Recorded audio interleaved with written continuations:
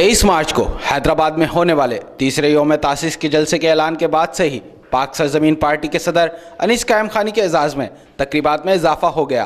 ताजिर अंजुमनों और दीगर की जानिब से दौरों की दावत पर अनीस कायम खानी भी शहरी यात्रा में मसरूफ़ हैं, जिसके तहत कदमगाह मौलाली की कबाड़ मार्केट के सदर मोहम्मद शब्बीर की दावत पर अनीस कायम खानी ने स्टेशन रोड का दौरा किया और लोगों से मुलाकातें की, जहाँ अनीस कायम खानी का शानदार इस्तकबाल किया गया।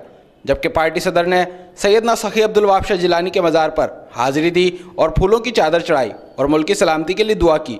बाद में काफ़िले की सूरत में कदमगाह मौलाली पहुँचे और ज़ियारत मुक़द्दसा का शर्फ हासिल किया।